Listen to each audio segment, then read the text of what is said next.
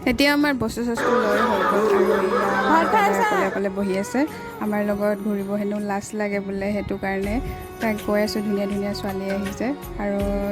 সেয়া আৰু সিও কিবা কিবি কৈ আছে এতিয়া চাব দেই আপোনালোকে সি ঘূৰি কেনে ছোৱালী চাব